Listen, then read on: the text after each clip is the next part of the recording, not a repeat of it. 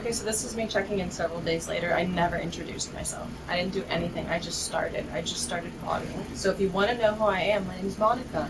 That's all that you need to know. But now that we're formally introduced, we can get the show on the road. I hate starting this. It's so stupid. Okay, doing a reading vlog. I want to try it. Vlog. When you do this, are you supposed to just look at yourself in the camera, or do I look at the camera?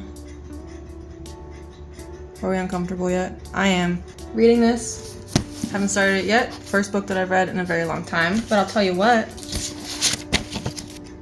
That's a great start. That's a solid opening. I'm in. I'm hooked. I'm ready to go. It's one that I found on Goodreads. You know, when you're perusing, looking for something that you're gonna maybe never buy, never read. But I found this one. And we all enjoy a good, you know, Red Riding Hood retelling, don't we? The only one I can think of is that horrifying movie with Anne Hathaway, that animated one. That was bad time. Hated that. So maybe this would be nice instead. I keep looking at myself and I don't know if I'm supposed to. Hi. How are you? That's good. I'm glad to hear it. But this one seemed really cool. So it's a dark fantasy. I couldn't tell you the difference between regular fantasy and dark fantasy. I just like the magical stuff. I'm going in with no expectations except that hopefully the wolf dude's kind of hot. That's kind of all I'm after. I'm easy to please and I'm simple. So we're gonna start. I'll read a little bit, maybe check in. Maybe not, maybe I'll never touch this again. Who knows? Life's unpredictable. Go look at my fireplace. All right, well, I'll check back in.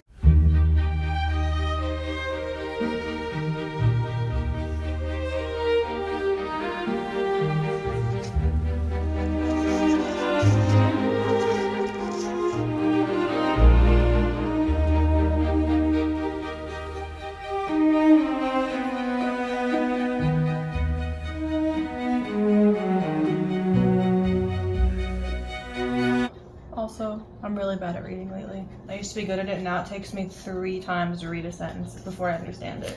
They pledged that we're the forest to offer them shelter.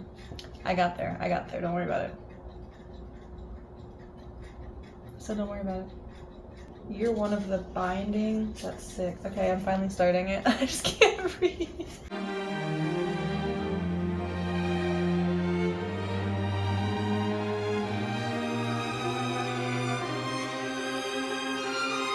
What happened to, like, pronunciation guides in books? I remember reading fantasy books as kids. At the back of the book, there was always a name pronunciation guide. I don't know how to say any of these names. I get to the name and it goes, so-and-so, blah, blah, blah, blah, thought this. And then she went and talked to, I don't know these people's names. I don't know who they are. Someone give me a pronunciation guide.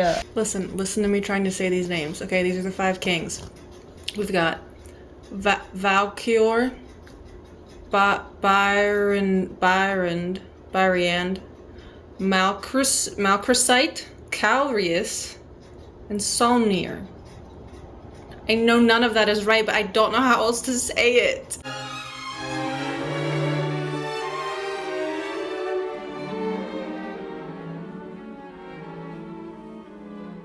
I'm calling it right now. Eric is gonna be a dumbass. He's gonna ruin something so crucial. I know it. He just gives idiot vibes. He thinks he's the main character and he's not. We'll see if I'm right.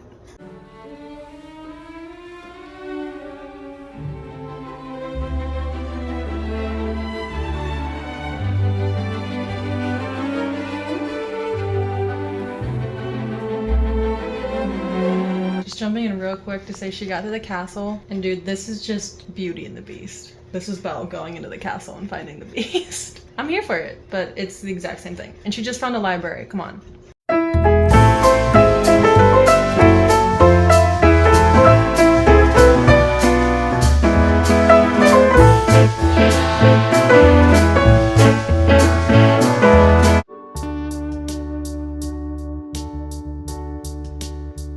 I'm sick, so ignore how nasty I look and sound. But I'm about halfway through now. And honestly, Eric is an idiot, but like he's kind of a vibe. This man is just out there doing dark magic and getting drunk because he doesn't know how to handle his emotions. And I'm here for it. Like, buddy, I get you. I understand. I fully do. First, he's definitely gonna die. I think he's gonna die for sure. I think he's funny though, and I understand. I don't know how to say their names, so I'm gonna talk about them, but the names are gonna be wrong, and you can make fun of me, but just do it nicely. I love the wolf. Absolute man. Total man's man. The sisters, they're amazing. I love them both. I love that one's not a weak little flighty one. Like, they tend to be, you know, in these fantasy books. There's always the strong sister, and then there's always the weaker, more girly one who's just a little too soft, you know? She's not bad, but she's a little soft, a little stupid. I love that neither of these girls are. I love that they're both doing the best with what they have, and they're just trying to get to each other. That's their only end goal, is each other, and I really like that. I like that they aren't making one weaker to make the other look better. I think the author did a good job with that. I hate that redheaded bitch. Hate her. Cannot stand her. She's so slimy. She's a slimy little lady. I respect the hustle, but I hate her. The mom, I think, is being poisoned. I think Ginger's poisoning the mother. I love what's his name? I love Fife. I think he's an absolute little cutie brat. I love him. He's really fun. I think he's gonna die. I'm scared for him. I love the other girl in Tower. I can't think of her name right now because I'm tired and it's late. But she's adorable. I love her. Honestly, all the characters are really well done. There's not a lot of cliches in the sense that it's just annoying and it feels like, okay, you just cookie cut out one character and then reskinned it. I like that they feel unique, and they're cliche in the sense that people are cliche, but they are well written, and I really like that. And sweet little, I think his name is Rafe. I want to say Rafe. Raph sounds silly, so I'm going to call him Rafe, and if I'm wrong, I'm sorry. I love Rafe. He's too sweet, too wholesome for the world. My brain says he's going to die because everyone I like dies, but I think he'll make it through. I'm just predicting death at this point. Reading this book is me thinking, oh, you're gonna die. You made it? Okay, well, now you're gonna die. So we'll see how that goes. But that's my midway update. I'm really, really enjoying it. The way that the sentences are written, it's hard for me to, like, fully grasp what they're saying because they're really long, comma-filled sentences, which it's often how I would write until I, like, try to train myself out of it. But other than that, I'm really enjoying it. I just think it's my inability to focus that's messing with that. But it's been nice. We'll see where it goes.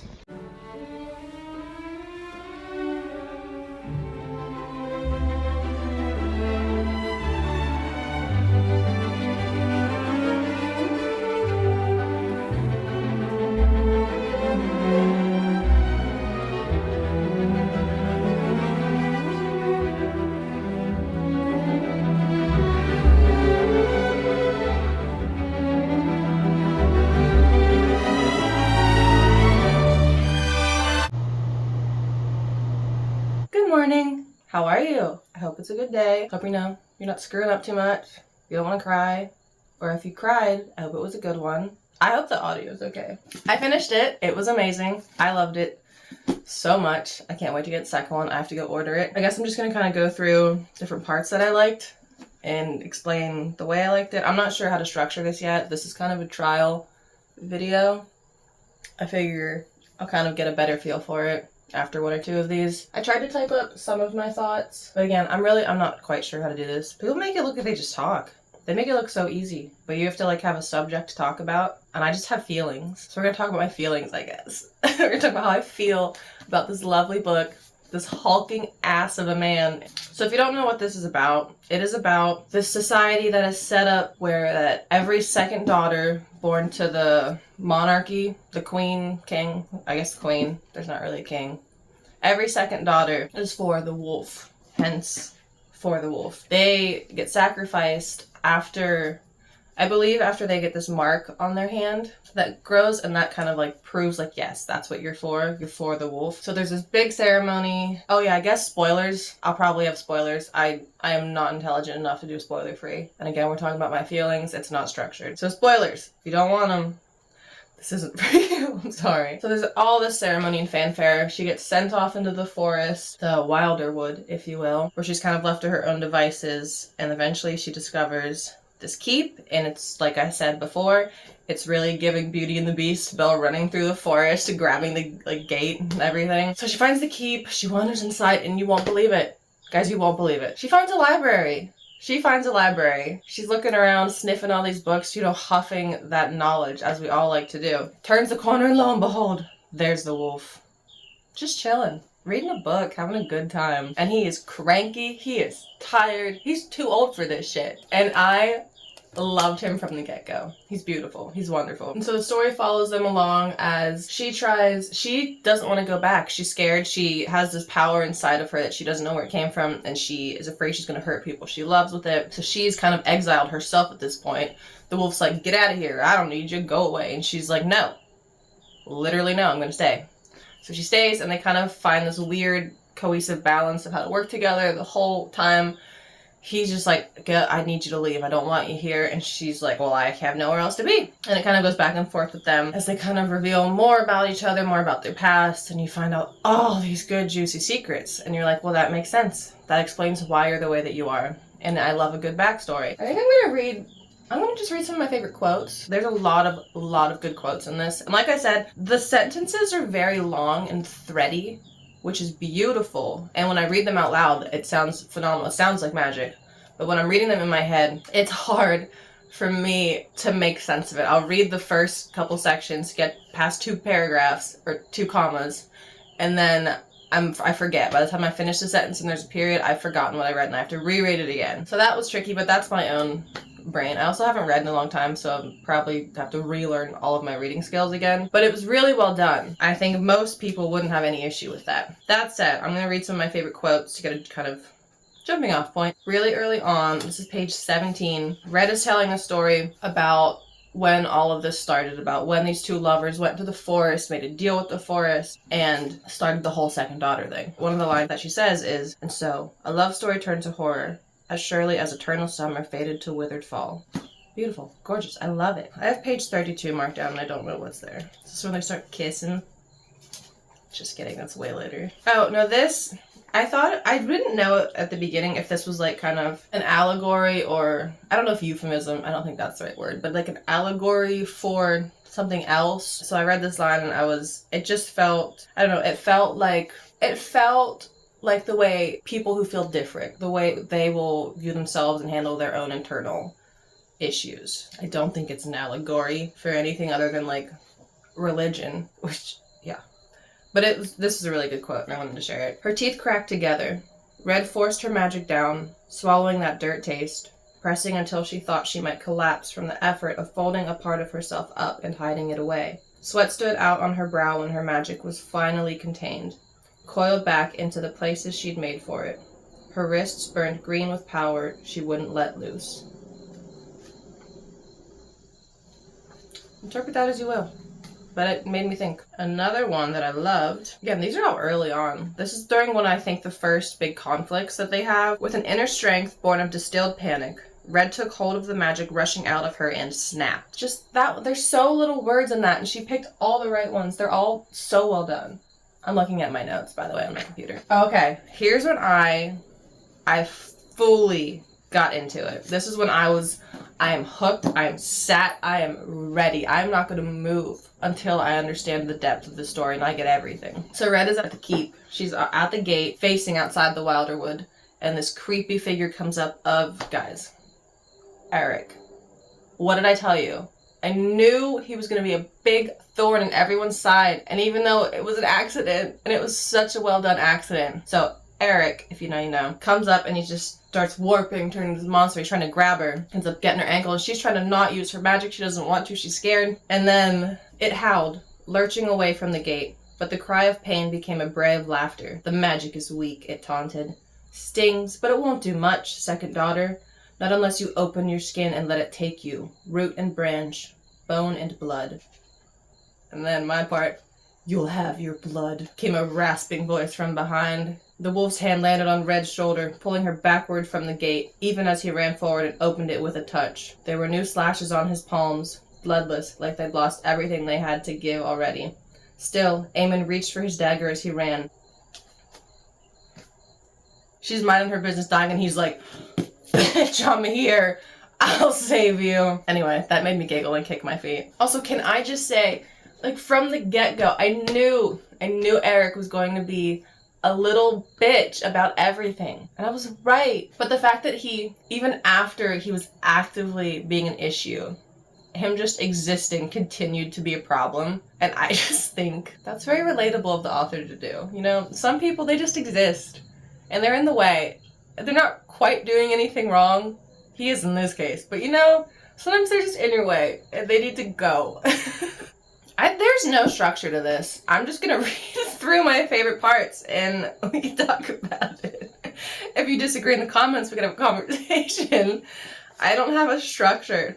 Okay, but they get married so early on. They do a cute, like, villager marriage ceremony, bind strands of their hair over a piece of wood, and they get married so they have more power, because they think it'll help save Red from the Wilder wood from getting her, from chasing after her. And he comes into her room, he's all, like, shy and awkward, and he's like, so I got this idea, like, you ever heard of this marriage ceremony? And she's like, what? What are you talking about? Is this a proposal? And he dances around it, and then he's like, so, like, yeah, I'm proposing. But we don't like each other really yet. We don't know each other, but you want to get married just for kicks. It might work. It might not. Be kind of cool, though, you know? So they get married! So early on. Guys, they're married. They don't even like each other yet. They're both so confused and scared. It's so juicy. It's so delicious. It has all of the good tropes. Everything. Everything is so well done. And it's the cutest, most awkward little marriage scene. I love it. It's so funny. And they're all like, ooh, we're married, but like, we're just cool, right? We're not like married. And like, no, we're not married, you know? You know what I'm saying? But they're both like, we could be. Just checking. We're not married? Okay. Just checking. Eric, once again, being a king. So her sister, I don't know how to say her name. I don't know if it's Nev. I've been saying Nave in my head, and that's wrong. Neve.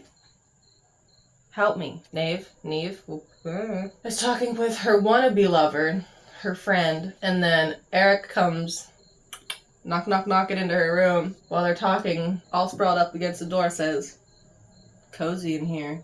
Her eyes snapped open, eyebrow cocked. Eric lounged against the doorframe, wine bottle in hand. Once again, coping like the realest of us. Which is badly coping. He's not even jealous. He doesn't love Nave. He just wants her sister back, and he wants to cause trouble because he doesn't know how to deal. He cannot deal. He comes up, he putting his arm around the other guy, and he's like, buddy, I think we got this, right? Like, she knows what she's doing. You don't need to tell her what to do. The other guy's like, get off of me. You're sloppy and you're gross. And he's just like, no, man, just vibes. We're good. Drink. Offering all of them alcohol. I just marked it down because I thought it was funny. Eamon and Red are having a conversation about how they're tired, they're sad, they don't know if any of them are ready to do what they need to, like, to fill the role that they've been given. And Eamon says, I don't think we're ever ready to take on what our parents leave us. The places left rarely fit. Beautiful. Accurate. So well done. Oh, and then you find out that she and Eamon, on her 16th birthday, when she ran into the forest, this is so rambly. I hope one person resonates with this ramble. But when she was 16, she ran into the forest to try to throw rocks at it. Her and her sister wanted to burn it down. Obviously, it didn't work, but they tried. And after that, in the midst of it, obviously something bad happens. These robbers show up. They're trying to take them. Red's power is released because she'd accidentally cut herself on the forest trees. She goes nuts, so she starts exploding inwardly, and these vines and leaves and thorns come ripping up from the ground and just start brutally mauling these men that are trying to harm her and her sister. Disgusting, gory. We're talking thorns growing up out of the mouth while you're alive. Vile. But throughout that, she and the wolf connected instantly when she cut her hand, and they could see each other's hands in their memory. Although she didn't remember until later, that's what she saw. But they could see each other because they were physically connected, and he tried so hard in that moment to grab the magic that had rooted itself inside of her and rip it out and back into himself so that she didn't have that curse. He didn't get it all, obviously. But it's so good and so romantic the way everything lines up. They're secretly connected. He's been trying to save her this whole time. She just wants to know what the hell's going on. She's all in. She's ready to help. He won't let her. They get married early. They slowly fall in love, but then they're like, ugh, it's not going to work. But then it does. But then at the end, he turns to a giant 9 foot tall forest god with horns, and he's green, viney. He goes and kills the guy, and she's like, well, now you're a giant, and like, I guess you don't know me anymore. But then she makes a deal with the Wilderwood, which is him, and takes half that power. It disperses. He goes back to his regular height of like 7 feet. And he's got little baby horns. And he's only slightly green and veiny. He's mostly human, you know? And she gets her own craziness. She gets like leaves in her hair. And they can be little forest people together. Live happily ever after. As she climbs that mountain of a man every night. And for those interested, 286 thereabouts. That's the good kissing scene. That's the scene where you're screaming and kicking your feet. It's a solid good time. I thought this was a beautiful line. Her emotions were an ocean of history and feeling, and sadness was just the foam. Stunning. I think I said most of what I wanted to say in that video back about how I really like how rounded the characters are. None of them are filler. None of them are just, I need person A to move this plot along. They're all intricate and like integral to the story in their own little way. They all matter, and I think that's really cool. But none of it felt unnecessary. Everything I read in there felt like it had a purpose and a place. And that's something I struggle with when I write stuff, is trying to figure out what needs to be in there and what's just like kind of fun. But she did a really good job of everything in here having purpose and meaning. And like I said, I've never read a dark fantasy. I can't tell you how this compares to anything else, but it was pretty dark. I wasn't disturbed, but it was creepy. It was very sinister. And like this this review said, it's drenched in atmosphere. And I couldn't tell if this was my whatever, you know, like whatever illness is going on in here, whatever I've yet to be diagnosed with. I couldn't tell if it was that made me notice this or if it was just what it was, but it felt like there were some specific, I didn't mark them. I didn't think about it because I didn't want to like critique anything, but there were a couple phrases and expressions that felt repeated or that were literally repeated. Like, this isn't one of them, but the cliche of like, she released the breath she didn't know she was holding. That kind of thing that was used several times throughout the book that my brain just latched onto, and maybe it's perfectly normal and well within the bounds of an almost 400-page book to reuse some sayings, but I noticed it every time, and it always would like kind of pull me out. Same with the way she described Red's magic, like her shard of magic or her fractured bit of magic. I just felt like it was laying it on thick, but that said, perhaps it was for people who would maybe forget that it was a fracture, it was a shard. It wasn't like full, it was broken. But I kept, anytime that would happen, it would pull me back out because it kept just repeating it, and I just latched onto it. I noticed it every single time. But that just might be something that's broken in my brain, and you won't notice it. And even if you did notice it, it didn't really take away from the story. It was really good, and I really liked it. Not too many sad deaths yet. There was one. But you know, it's a redemptive death that you think is coming. You kind of know. You know it's going to happen, honest to God, from the first time this character comes on the page. You know they're going to die. I think that's all I have to say. I don't know what I've said. I think that's it. It was a really well done story. It was beautiful. It was haunting. It was whimsical and ethereal. And the characters are really well done. That's all I got to say. Hopefully next time I have more of structure and, you know, more thought. Hopefully it's less sweaty. Dude, if you could feel my armpits right now, it's a bad time. But anyway, I hope one person enjoys this. And if you did, congratulations, you found me. And for those that didn't, carry on. You don't have to acknowledge it. You don't have to say anything. You can leave. But for that one person that liked this, thank you. Hope you have a lovely day. If it's your birthday, happy birthday. If somebody died, I'm sorry, man. That sucks. Anyway, bye. Also forgot to mention, if you want to, you know I have to say it, like and subscribe. I might do this one more time. You know, you get one more thing out of it. Allegedly it helps. I don't know. But if you liked it, like it. Just a little boop. It's not hard. Alright, that's done. I'm done begging.